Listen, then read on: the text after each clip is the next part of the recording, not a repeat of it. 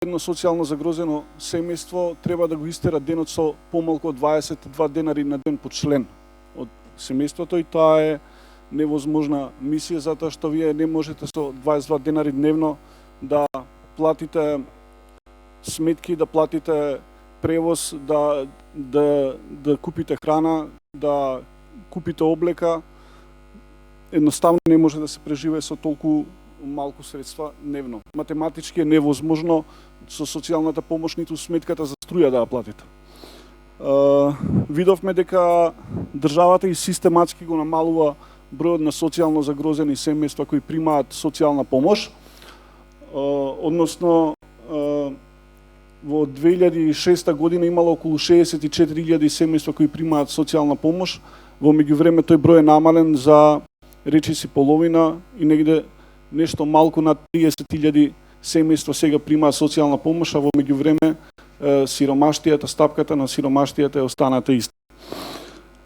Со тоа се покажува политичката волја на владата да не го решава овој проблем, исто како што тоа е случајот со стечајните работници, каде што владата одбива да го реши целосно проблемот на стечајните работници, што би ја чинело негде околу 7-8 милиона евра годишно од буџетот, а при тоа сме сведоци дека секојдневно никнуваат нови фонтани, нови споменици, се најавуваат панорамски тргала кои чинат многу повеќе него да се обештетат и да им се помогне на оние луѓе кои со години ја граделе оваа држава со својот труд и со својата пот.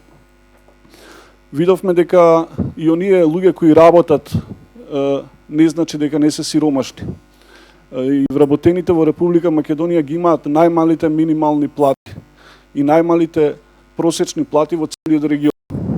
Да, почитувани, нашите плати се помали од оние во Косово, и од оние во Босна, и од оние во Србија, и од оние во Албанија, и во Бугарија, и во сите земји од Западниот Балкан. Значи имаме екстремно мали плати за нашиот труд, а затоа цените ни се стандардот е многу голем. И тоа покажува дека не само луѓето кои се невработени, туку и оние вработените се сиромашни. Јас би сакал да споделам неколку искуства на 8 септември.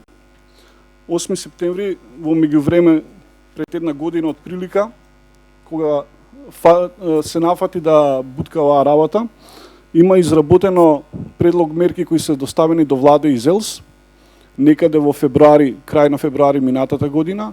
До ден денес нема никаков одговор, ниту дека се одбиени, ниту никаков изговор за тоа дека нашите мерки се одбиени. Едноставно немаме одговор за мерките кои се доставени и во ЗЕЛС и во влада. Во предлог мерките до влада побаравме владата да ги превземе долговите и плаќањето на сметките за електрична енергија на социјално загрозените семејства, да ги ослободи од партиципација за здравствени услуги социјално загрозените луѓе, затоа што луѓето кои живеат со 22 денари на ден едноставно не можат да го платат лекот, ниту партиципацијата од лекот, ниту партиципацијата од здравствената услуга.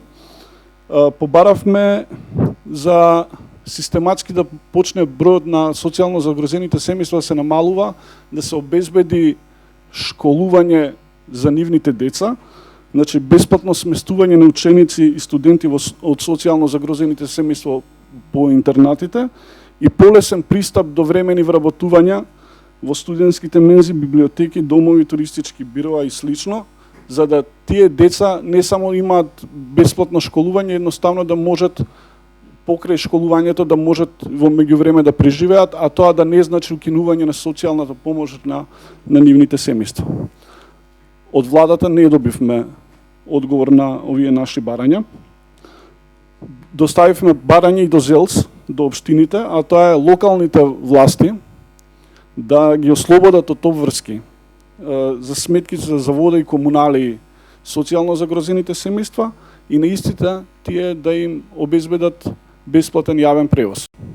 Затоа што некој со 22 денари не може да си ги плати ниту комуналите, ниту сметките за вода, но исто така не може ниту да си плати автобус и тие луѓе во принцип социјално загрозените семејства се затвараат во кругови затоа што едноставно немаат можности да се движат. Немаме одговор ниту од ЗЕЛС повеќе од една година.